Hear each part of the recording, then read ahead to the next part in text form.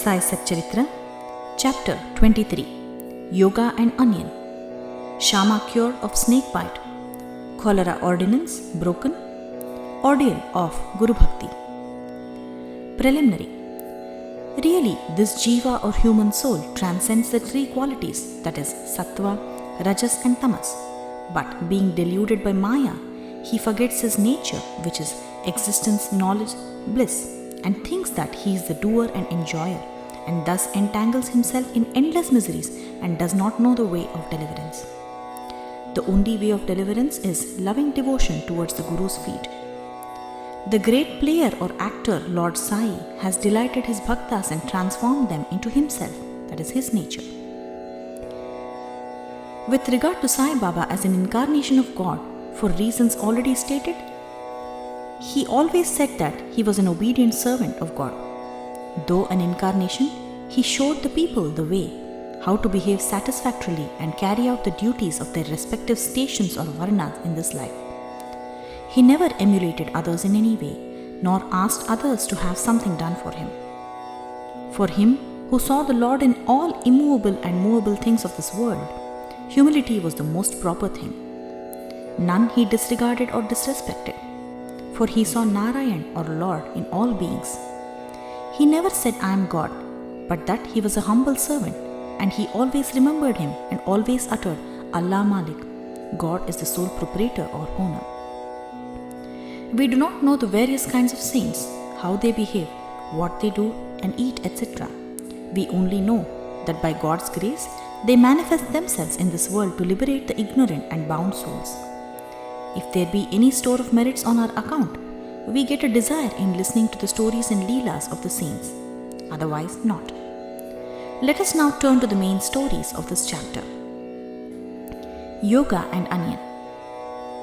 Once it so happened that a sadhak of yoga came to Shirdi with Nana Sahib Chandorkar.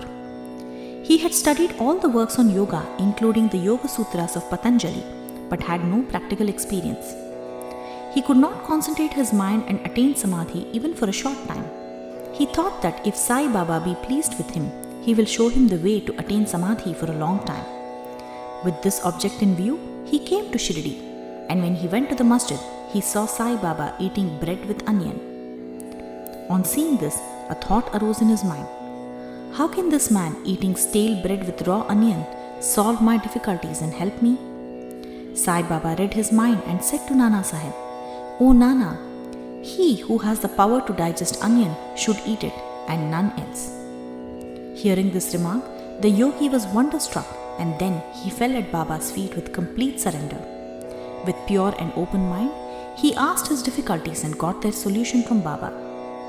Thus, being satisfied and happy, he left Shirdi with Baba's Udi and blessings.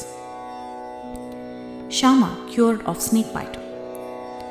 Before Hemad Pant begins the story, he says about the Jiva that it can be very well compared with a parrot, and that they both are bound, the one in the body and the other in a cage. Both think that their present bound state is good for them. It is only when a helper, that is a guru, comes and by God's grace opens their eyes and liberates them from their bondage, that their eyes are opened to a greater and larger life, compared to which their former limited life is nothing. In the last chapter, it was shown how Baba anticipated the calamity that was to befall on Mr. Mirikar and rescued him from it. Now, let the readers hear a story grander than that. Once, Sharma was bitten by a poisonous snake. His little finger of the hand was stung and the poison began to spread into the body. The pain was also severe, and Sharma thought that he would pass off soon. His friends wanted to take him to the god Viroba, where such cases were often sent, but Sharma ran to the masjid, to his Viroba, Sai Baba. When Baba saw him, he began to scold and abuse. He got enraged and said, "O vile Bhaturdya," that is priest, "do not climb up. Beware if you do so." And then he roared, "Go, get away, come down." Seeing Baba thus red with wrath, Sharma was greatly puzzled and disappointed. He thought that the masjid was his home and Sai Baba his sole refuge. But if he was driven away like this, where should he go? He lost all hope of life and kept silent.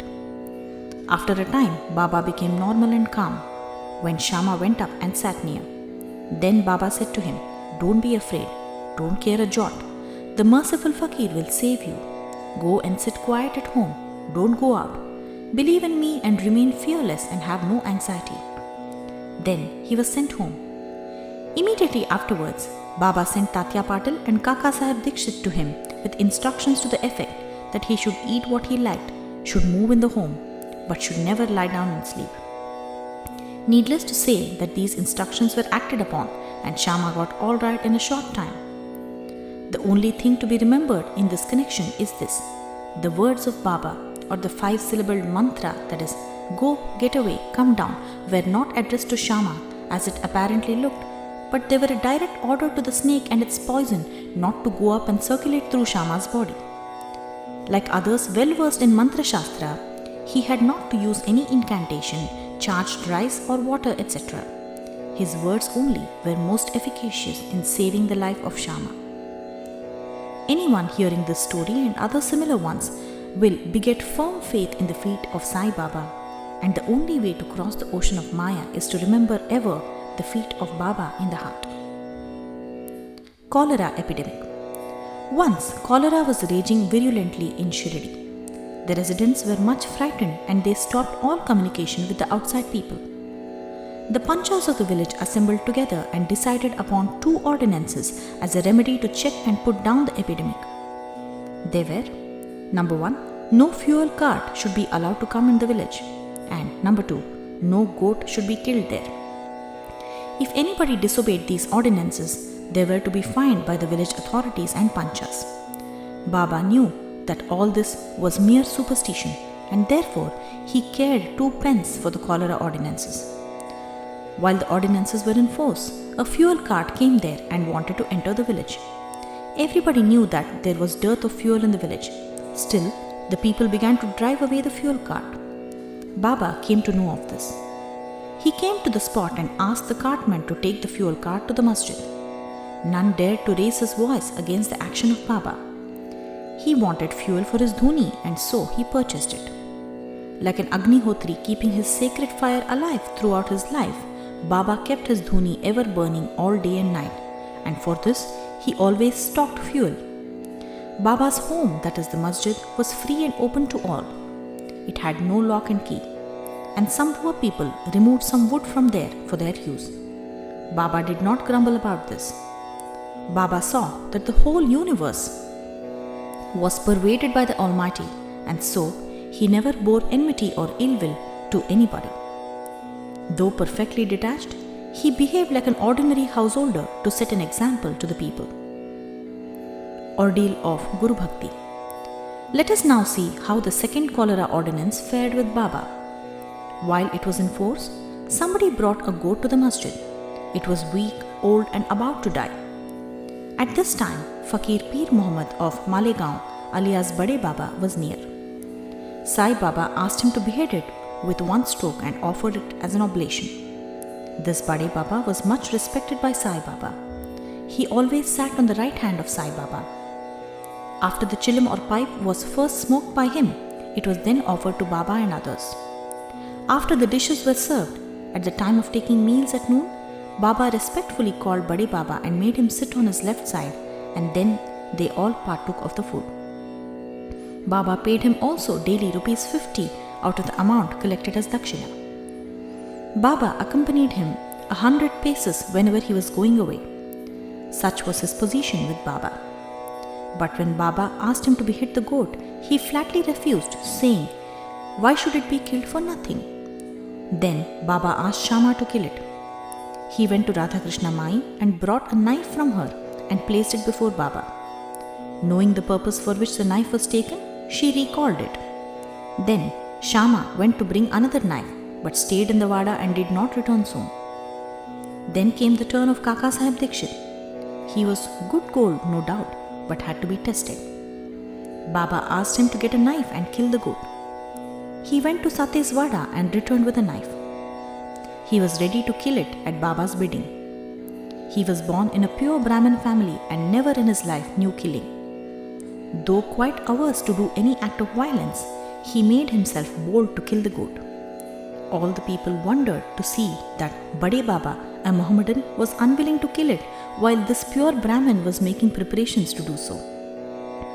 He tightened his dhotar and with a semicircular motion raised his hand with a knife and looked at Baba for the final signal.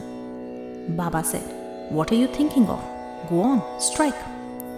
Then, when the hand was just about to come down, Baba said, "Stop! How cruel you are! Being a Brahmin, you are killing a goat?" Kakasa obeyed and kept the knife down and said to Baba, "Your nectar-like word is law unto us. We do not know any other ordinance. We remember you always, meditate on your form, and obey you day and night. We do not know or consider whether it is right or wrong to kill. We do not want to reason or discuss things, but implicit and prompt compliance with Guru's orders is our duty and dharma." Then Baba said to Kakasa that he would himself do the offering and killing business. It was settled that the goat should be disposed of near a place called Takya, where fakirs used to sit. When the goat was being removed to that place, it fell dead on the way. Himmat Pant closes the chapter with a classification of disciples. He says that they are of three kinds: the first or the best, the second or middling, and the third or ordinary. The best kind of disciples are those who guess what their gurus want and immediately carry it out and serve them without waiting for an order from them. The average disciples are those who carry out the orders of their masters to a letter without any delay.